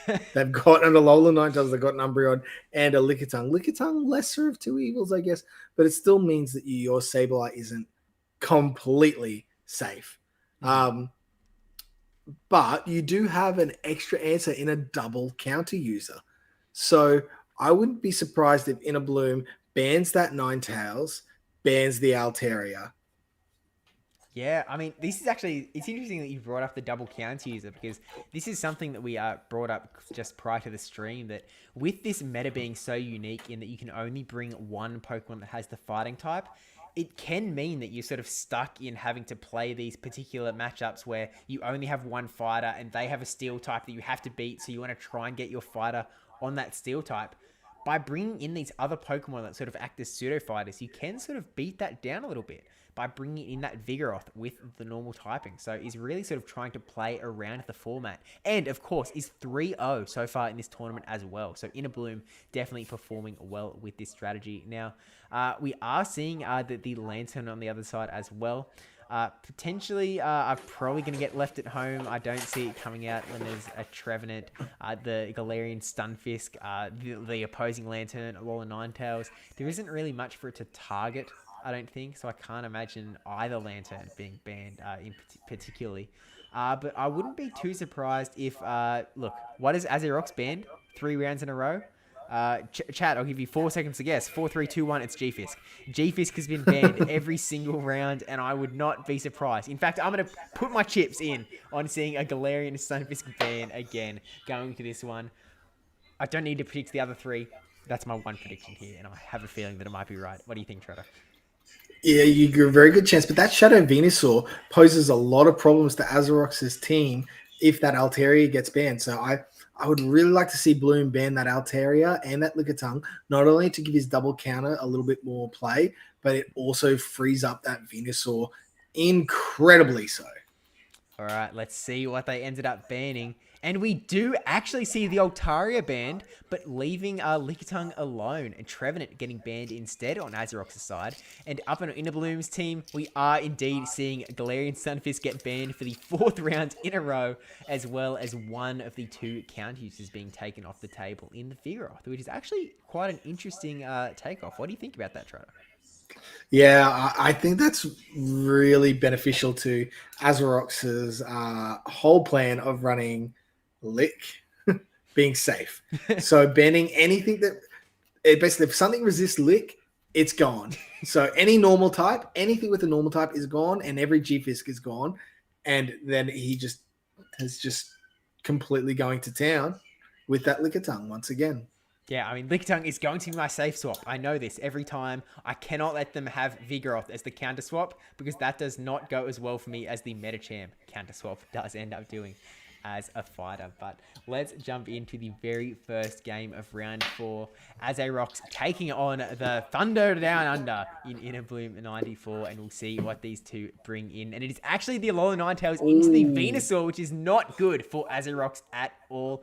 Instant swap into that Lickitung. Yeah, and now this is the one time where I actually think you are very well stay in, chip, and then dip, right? Because you've still got that Venusaur very healthy. You're giving that a bit of energy to the Lickitung, but not too much. And it's into Lantern. Very peculiar swap here. Yeah, running the Water Gun Lantern as well. With these Power Whips are going to hurt. I mean, Lantern is making a nice shield there, shielding up the Power Whip. Not going to get to another one for a little while, and with the brand new addition of Surf to Lantern's moveset, is going to be able to get quite a bit of spam off with Bloom doing some nice counting here to make sure they can get these charge moves off in time, and we do see the first Surf connect. I really actually think that these changes to Surf going to Lantern makes it much more of a functional water type Pokemon than electric type, because that water gun damage is so much more useful. And you can still get to a Surf, which threatens the KO. Whereas with Spark, you need 2 Surfs to KO anything. You don't threaten as much. So I really like this move. And then Surf going through unshielded. Yeah, not quite being able to charm down because we see a swap out into the Kanto Ninetales. Again, this Ninetales on Ninetales violence is consistent in these tournaments, and the Psyshock is going to be going through here to try and put that damage on to the Kanto Ninetales before just being burnt to a crisp. And yep, happy to keep his shields here. Bloom very well versed in managing his energy and shields and knowing how much damage you can take and how much damage you can't take, because this Ninetales is still going to be able to get to some sort of charge move now, either whatever came in, Lickitung or this Umbreon. So Bloom's actually sitting in quite a strong position here now. Yeah, I mean, this Umbreon is going to have to... Oh, actually, really nice call from Azeyrox to shield up the overheat. He's going to get that attack debuff on the Ninetales, but he's going to have to try their hardest to push this damage through. Throwing the foul play here to put the hurt onto the Ninetales. Down it goes, and then in comes that Venusaur once again. Not much health left on the Lickitung in the back. definitely not going to be able to survive a Frenzy Plant. So it is just going to be trying to put as much damage as possible on before the Frenzy Plants keep on coming. Yeah, these Frenzy Plants are going to do an absolute ton. This Shadow Venusaur, I don't know how much Shadow Venusaur does. Normal Venusaur would not KO. Shadow Venusaur may put this deep into the red here. No, just into the red. So it's going to need another Frenzy Plant. Oh, and whoa, and comboing. Lovely combo to make all of that energy that Umbreon was about to use useless. Wow, Lickitung getting that one lick of extra energy to take the Lantern down, but has to do a lot of work to take this Venusaur down. He's going to get this Body Slam off right in the nick of time before the Frenzy Plant is going to come through. Is it going to be enough to take out the Shadow Defense dropped Venusaur? And unfortunately, no, it is not, which means Venusaur is going to get the Frenzy Plant off here and seal the deal. Take this Lickitung downtown, but there's still a Pokemon with some help from the back. Yeah, Umbreon's still there. Don't discount people. I forgot there was energy on the Umbreon. Oh my gosh. Oh, what a clinch. You got to remember, you got to know your counts. You got to understand this game. There's levels to this game, Steve, and Azeyrox is on a different level. 1 HP survive. Crazy. If Azeyrox can't have their Pokemon on 1 HP, then they don't want to play the game. They want to play this thing as close to their chest as possible. They want to make everyone stress. They want to make us sweat. They want to make chat sweat. They want to make their opponents triple sweat. In a Bloom just sitting there after barely losing that one, going like there was 1 HP there. If I just got that 1 HP down, this game might have been mine. How do we sort of, it gets in his head a little bit, goes into the next game. How do we play this out? And I think that one thing that you can probably agree on is that Shadow Venusaur, it's a threat. It is a danger. It can do some big damage with those Frenzy Plants. And there's not really anything that Azeyrox has left to stop it, which is, as you said before the games, with the Altaria ban. Yeah. It's in a nice spot. So I see Bloom bringing that Shadow Venusaur all 3 games, and really needs to get something to get that stinking Lickitung out of the way. There's Lickitung and Umbreon they got to go, Steve. They got to go. And let's see what Inner Bloom is going to try and do to make them gots to go in game 2 of round 4 here. And we are seeing the Medicham mirror match. Oh, and this is really playing to Azeyrox, right? He's got those 2 Pokemon weak to the Medicham in the back, so knows how strong the rest of this matchup is for his team. So quite happy to stay in here and just play this one out. And there's really not a whole lot that Inner Bloom wants to be able to catch a Psychic on, except for maybe that Sableye. But the Defense Fall, that's big. Yeah, the 1 in 10 chance of the Defense Fall landing on Inner Bloom, really unfortunate there, does mean that Azeyrox's Medicham is in a much more powerful position than he would have been otherwise. I still don't think that this Ice Punch is quite enough to take the opposing Medicham out. We'll still need a couple more counters, but no, of course, we're going to see the Lickitung come in as the swap. Azeyrox cannot live without swapping in that Lickitung and lick down that Medicham before it can get a move off. Really nice play here, and we do see the Shadow Venusaur start its reign of terror right here.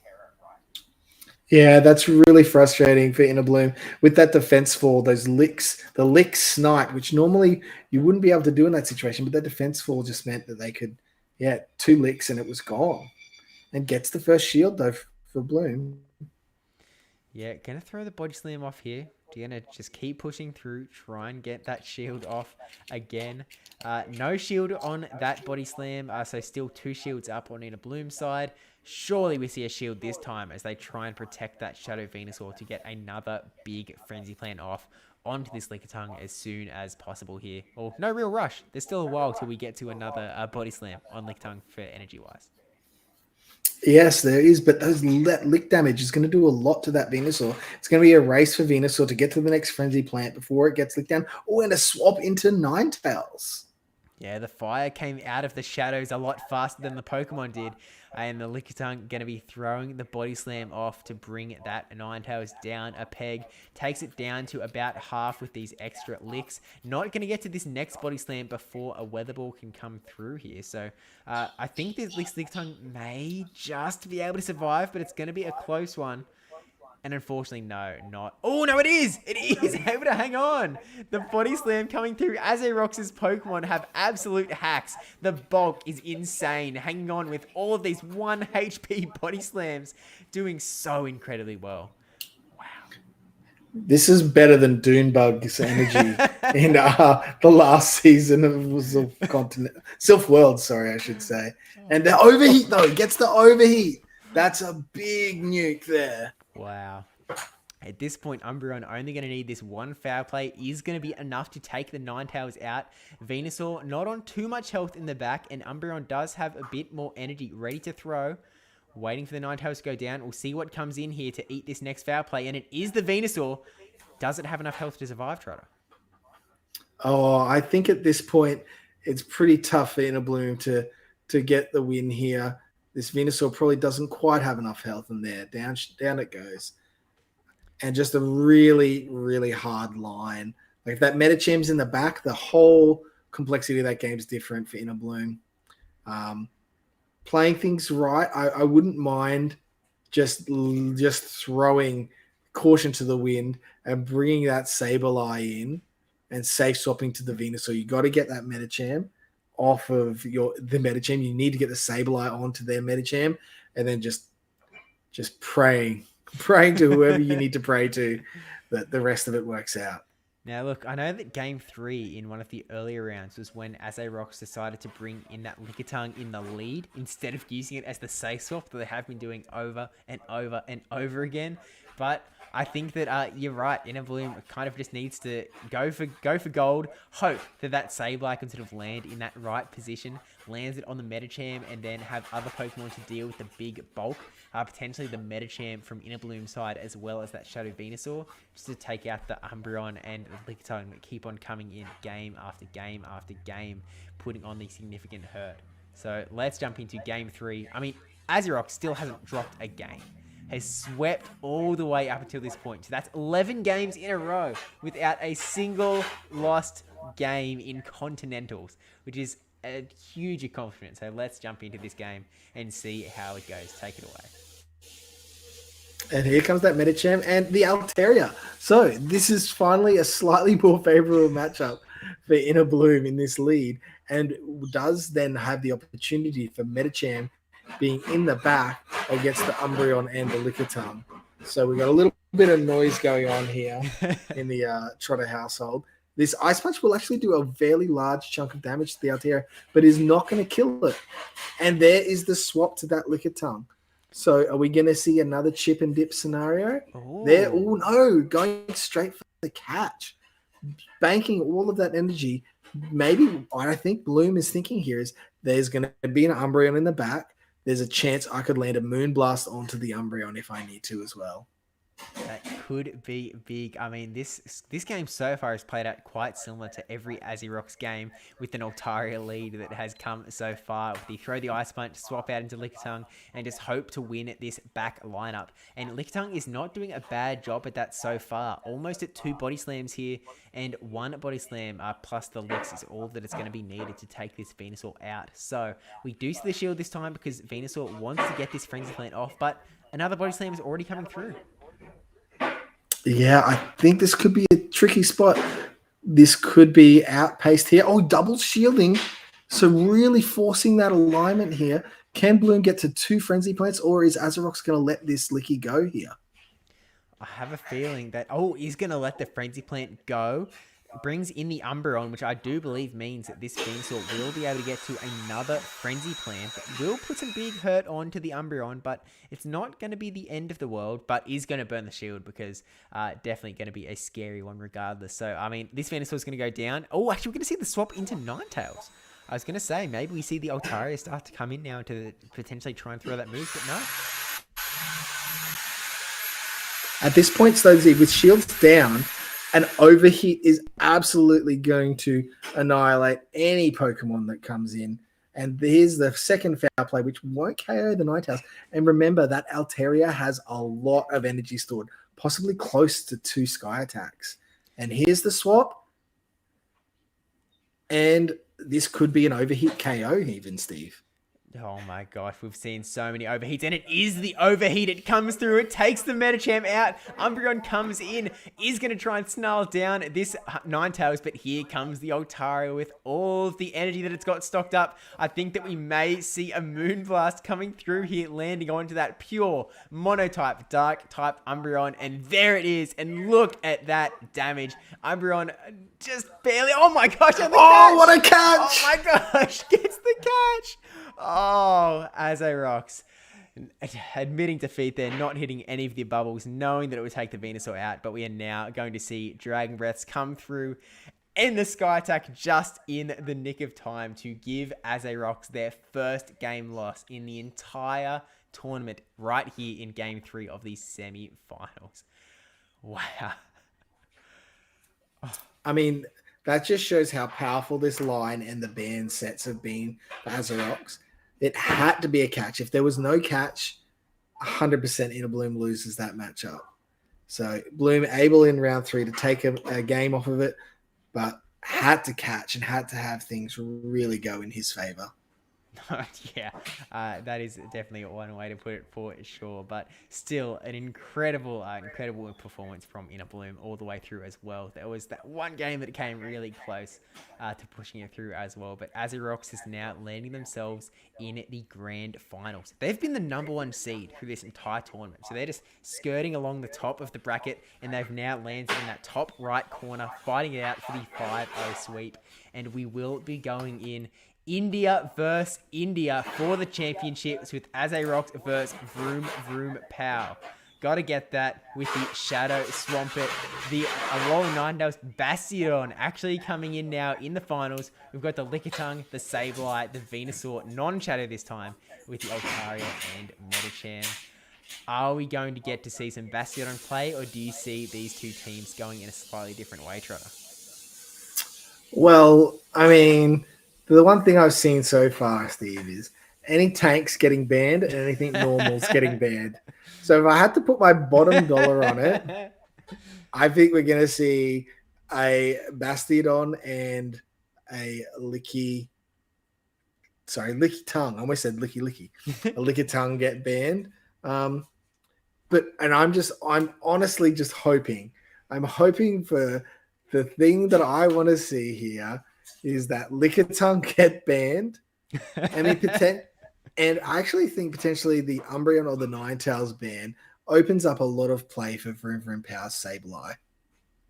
Yeah. Now, on the flip side, though, Azeyrox, what does it need to ban to keep its streak going? It's exactly the same stuff. But I think instead of banning the Lickitung, they'll probably go to ban that Alolan Ninetales. That charm damage on the Lickitung is no joke. So I think we're going to see Bastiodon and Ninetales get banned. Yeah, I think you've hit the proverbial nail on the head there, because I really think that obviously there's no G-Fist to ban this time, which is the first time in the entire tournament that Azeyrox has not had the ability to ban that little trappy fish. So we are, unfortunately, I think that we're going to get the Bastiodon ban in kind, because it does sort of do a little too good against those bulky Pokemon, the Lickitung and the Umbreon that Azeyrox has been bringing game after game. And I also believe that you are right again with the Alolan Ninetales ban, because it wouldn't be the first time that we see that charm ban come through either. Those are two consistent things that we've seen Azeyrox do through this entire tournament with their team, and the bans have never sort of come in the way of the sort of dominant strategy that Azeyrox has been running so far. So, I mean, let's see what the bans do come out to. And exactly right. It is the Bastiodon and a lot of thrown out here. And, oh my god, unfortunately, the core trio has not been damaged. Azeyrox is still able to burn the same 3 Pokemon. I have a feeling we might be seeing some Medicham, Umbreon, Lickitung here, Trotter. I'm betting, I don't know, whatever I need to bet, that we're going to have a Medicham lead with Umbreon and Lickitung in the back. Because this has been a very one-dimensional, dominant performance with these 3 Pokemon for Azeyrox. Do you think that... there's no need to... What's the need to change? There's no need to change. I reckon that Just we're keep going to it the see same. Vroom Vroom Power go for the Altaria lead again, because on paper, Altaria looks okay, but Azeyrox has the strategy. They have to bring the Medicham in, throw the Ice Punch, bring the Altaria's health down, swap into Lickitung, and try and win the matchup from there. We'll see how this one goes. We'll see if it's Vroom Vroom Power, who is also ready to try and take the big win of the tournament, if they can fight this one through in game 1 of the grand finals in the APAC Silph Arena Season 4 2022 Continentals here, Dr. Trotter. Oh. And we get, oh my goodness. I don't even need to see the back line.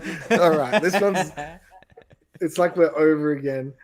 And this is exactly what Azeyrox seems to see, is these Medicham leads. Out there's nothing he's not happy with seeing in the lead, except for Sableye. So to beat this call, you have to just RPS and get a Sableye onto a Medicham, a Trevenant. It's something that just dominates a Medicham. Now, this is the first time we've seen the opponent actually win CMP against this Medicham, and the Psychic goes through.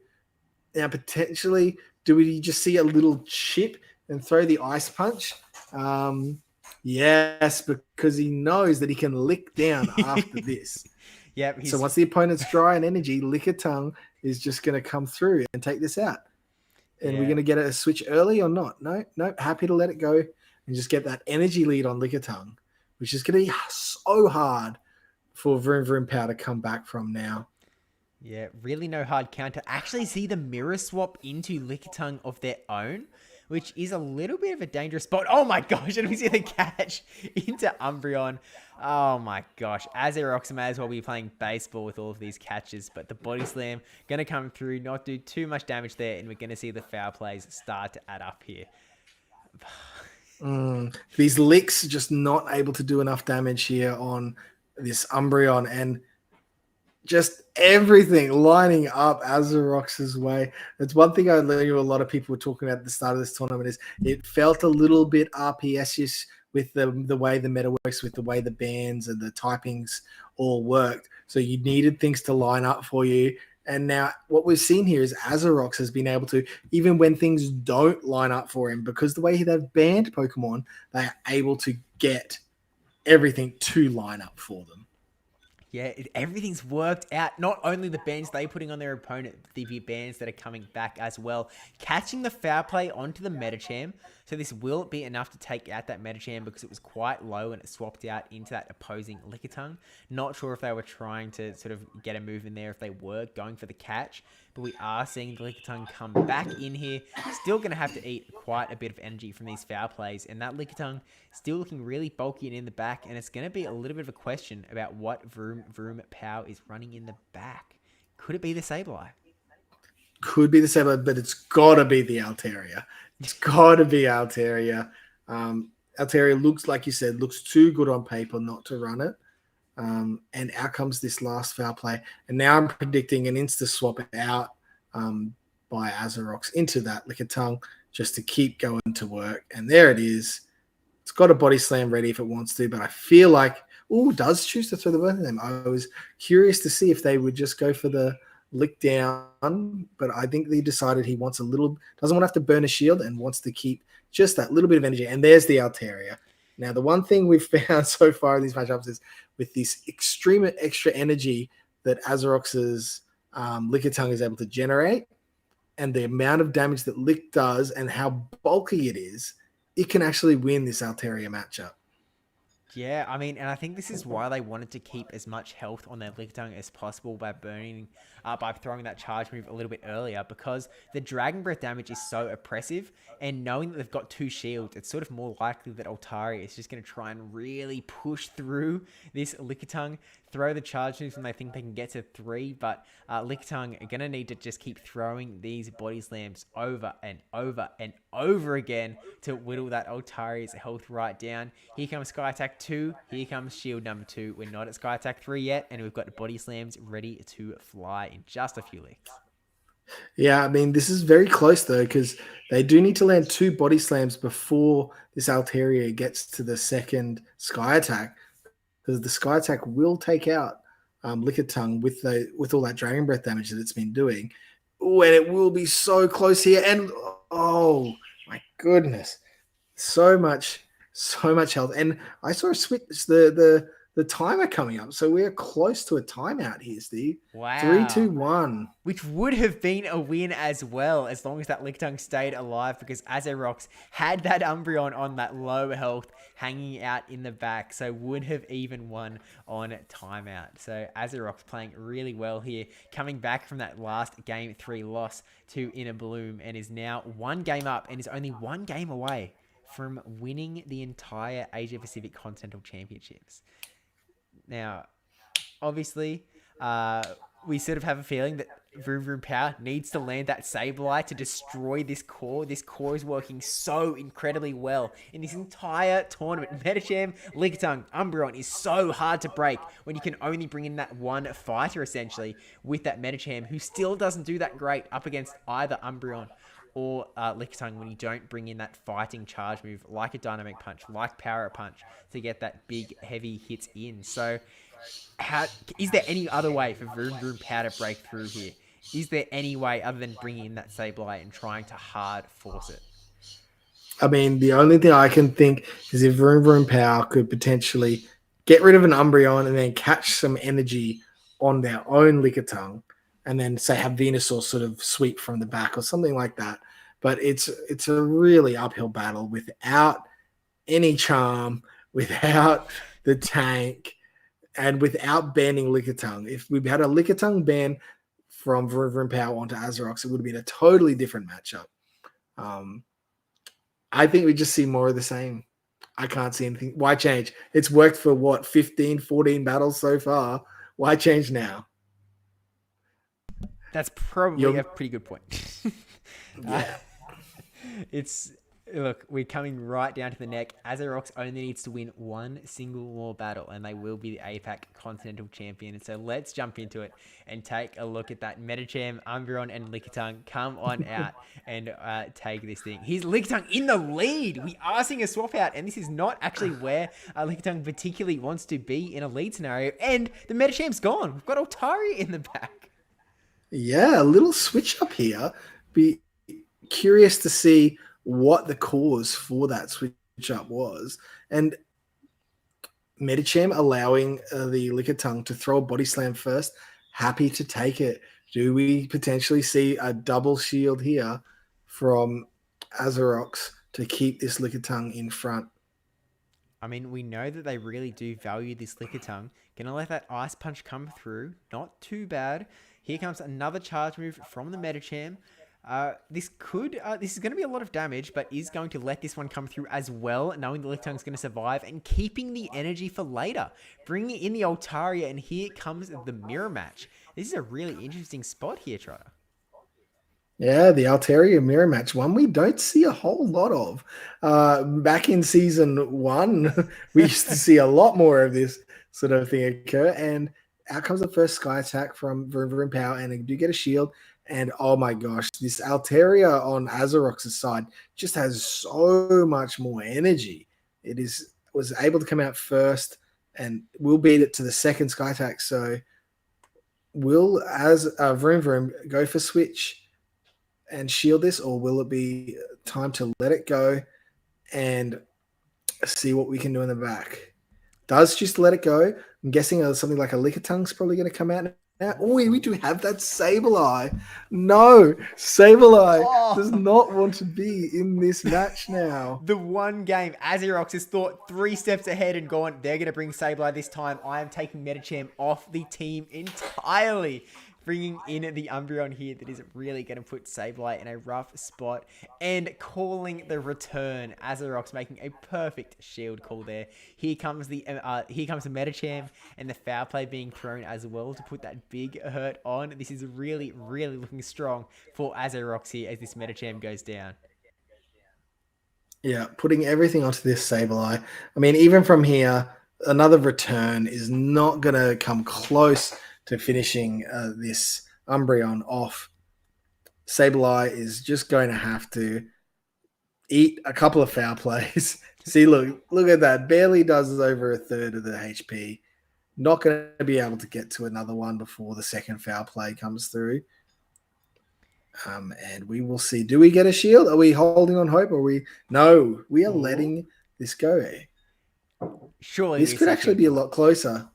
Steve, I take back my words. I take back my words. Take back the confidence. There's still a shot here. The foul play. Oh, no, we see no shield from Vroom Vroom Pow, letting it go, conceding defeat to the Umbreon Lickitung that were left. And officially, we now have our Asia Pacific Continental Champion in Azeyrox, taking out Vroom Vroom Pow in the finals with a 2-0 after winning almost every single game in the tournament. Just the heads up in swapping out the team in that game too. Ridiculous. I mean, Power didn't see all of those first 4 rounds. Didn't see Azeyrox going for that same strategy. Didn't hear us just say now that they need to try and land the Sableye onto the Metacham. They just knew that that's what they had to do. And Azeyrox at that one moment was like, switch. I know it's coming here. Get this out of here. I know how this game's going to go. This is my game. This is my tournament. This is my region. I am the Continental Champion. Hear me roar. And Azeyrox has done an incredible job pushing all of those Pokemon through.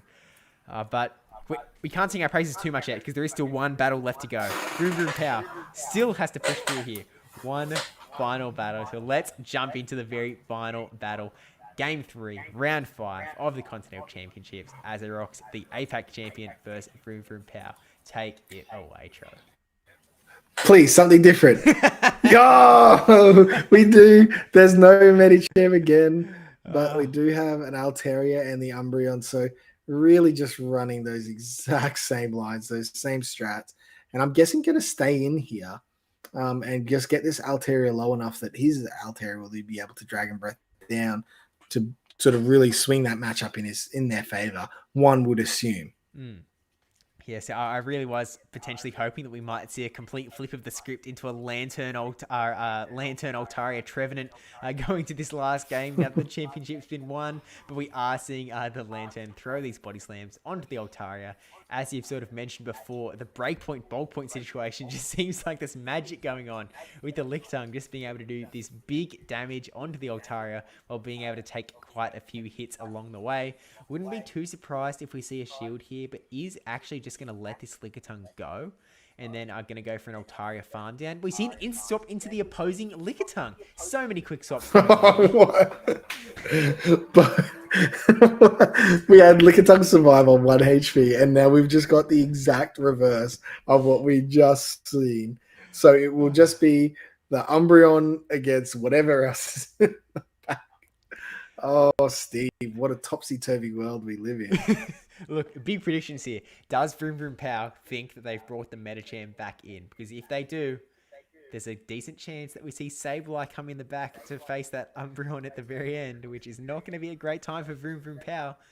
Or do they think that they might have gone a different way? Is it too risky? Have they brought in the Metacham just in case they've brought that double bulk for the 3rd game in a row? I don't know, but we will see in not too much time as this Sky Attack comes on through. Now, are we going to get a 1 HP survive and a swap out? No. Things are slightly different here in this matchup. Surely at this point, Vroom Vroom, Azure lets this go and then just goes to Farm City on that Umbreon, because that Umbreon is going to want a whole heap of energy. Doesn't really have to worry about too much for the body slams. But can it get there before a second body slam comes in? That will be a telling tale for this matchup. I think it may just be able to push the Snarls through. And we are seeing the swap out. There is no Sableye this time. It is, in fact, the Metacham. This is actually not that bad a spot for Vroom Vroom Pow to be in. There is, of course, a super low health 1 HP Lickitung hanging out in the back that could work in Azeyrox's favor as a 3rd shield, as we like to call it. A bit of a sacrificial swap. But going to burn the shield on this Metacham here is just going to be an Ice Punch. There's no reason to throw Psychic when you're up against the Dark type. But this is going to come a little close, I think. Yeah, this should be a lot closer. The difference being that, Vroom Vroom Pow actually has an Altaria with a bit of a chunk of health left. It's not just in the red. Yeah, so the Umbreon needs to not only take this Medicham out, but also have a charge move to throw at the Altaria, and I don't think it's going to be able to do it. I think this Medicham is going to keep on pushing. This Ice Punch is going to come through, not going to survive another one. Azeyrox is... Oh! It looks like they were maybe trying to tap on the switch there, but... oh, okay. In quit recording, they knew the game was lost, and you do actually see Azeyrox drop the second game in the entire Continentals. The whole tournament only lost twice. And once was after already becoming the APAC Continental Champion. Which do the bylaws say that Vroom Vroom Power, by defeating the APAC Continental Champion in Continentals, becomes the Continental Champion? Is that the rule? Or is such a bylaw does not exist, unfortunately, Steve. And because of the loss, I think that means Vroom Vroom Power goes down to a 3-2 in this matchup. So Azeyrox was able to sweep 5-0, guaranteed wins the APAC Season 4 Silph Continental Championships. But potentially there's discussion about the second placed person, if they might potentially get an invite as well, depending on how the numbers and everything matches up, of course. I do think that at least the second place will receive an invitation to the World Championships.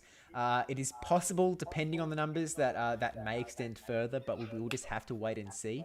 Details are still coming in as the Continentals continue over the next few days. But of course, Azeyrox coming through as the brand new Silph Arena APAC Continental Champion. They'll be carrying a target on their back going into Silph Arena Season 5. Of course, as all Continental Champions have sort of received, if you face them in a Silph Arena tournament next season, you will actually receive a badge for your trainer profile just for facing Azeyrox, a consolation prize for having to be crushed by such an impressive force of nature in the battling scene. But Azeyrox, I mean, really just put on an incredible show here. I mean, we can bring... I'll take the bands off the screen just so we can sort of re-see the team a little bit proper there. There we go. So that team at the end there that was able to take it all out. The Altaria with the Dragon flying typing. The Umbreon as the Monotype Dark. The Lantern with the Water Electric. Galarian Stunfisk with the Ground and Steel. Lickitung with the Monotype Normal. Alolan Ninetales with the Ice and Fairy. Medicham with the Psychic and Fighting. And Trevenant coming in with the Ghost and Grass. Showing off 14 of the typings that are in Pokemon Go. And I mean, look, I say showing off 14 typings, but I think there were probably only 4 types that did most of the heavy lifting there, if you catch my drift. And they may have been a Monotype Normal, Monotype Dark, and the Psychic Fighting. But with that said, I mean, any sort of finishing words Dr. Trotter after watching 5 incredible rounds of the best that APAC has to offer? Yeah, I think we definitely saw how influential monotype that has only one weakness can be, and in a setting where most likely there's only going to be one Pokemon that has that ability to take that out. So just banning and just letting that Lickitung run rampant, because it doesn't look that dominant. It doesn't look like a dominant Pokemon. It doesn't look like something that's going to sweep your entire team. But it caused so many problems. And when combined with that Umbreon and that Medicham, and all that we saw was swap Medicham for Ninetales and Ninetales for Altaria sometimes, but it was always those 2 neutral to counters. And the crazy thing is, they never actually really banned the counter user except for the double counter that Ida Bloom had. And that was probably less worried about counter and more worried about resisting the licks. Yeah, always banning that steel type, that steel yuckiness that would just sort of wall them a little bit, that they can't do. Not only the licks, but also the body slams being resisted would have been a real hurt. The foul play is just not doing too much. And then, of course, taking out the charm users quite often, protecting that Umbreon a little bit more, as well as something that will do quite well against Medicham. So I suppose their sort of main core line of 3 had 2 Pokemon that were weak to charm, which also does help to explain that sort of potentially speed in banning off the charm users when they did pop up on the other screen, especially when there aren't really many Pokemon that do not have the fairy typing that could run charm. So you can usually only run the one. I would be, Yeah. I'd be a little surprised if we saw someone bring in double charm in this meta. Yeah. Not too many Delcatties, bear ticks, and Lipards coming in these open sort of metas. Yeah, especially when they are burning some precious typings that you could be using elsewhere. But regardless, Azeyrox as the champion. Of course, as I said, Continental Champions are going on in the background. The North American Continental Champion just finished battling a bit earlier today. That'll be streamed tomorrow or today, depending on your time zone, on Team Rocket Academy's channel. There'll then be the EMEA, the European Middle East, Mediterranean, the middle of the world, as if you go by the English American maps, where the USA gets to be top left. But they'll be battling in, I think, about 3 hours their tournament starts, and there'll be coverage of that tournament from My PvP Academia, and then the next day. There'll be the Latin American Continentals. It starts at 3 a.m. our time, Australia, on the Monday.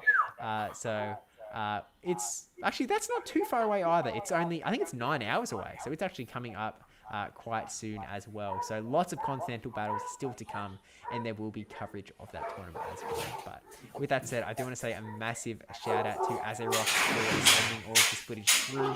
Really just a pleasure to be able to watch them battle so soon after the official Continentals tournament. And of course, thank you to the ever handsome, ever lovely, ever delightful PvP Steve for no. Thanks, Dr. Trotter, for coming on and hanging out for the past few hours while coming on my APAC buddy in arms to watch some of these best battles in the world. Yeah, thanks, mate. Thanks for having me. And for all of the other Australians out there, happy Father's Day. It is Father's Day in Australia here. May not be elsewhere around the world, but it is here. So from one dad that PvPs to all of you out there, happy Father's Day, and just keep on battling. And good luck to Azeyrox in the World Championships, as well as anyone else who will be following along from the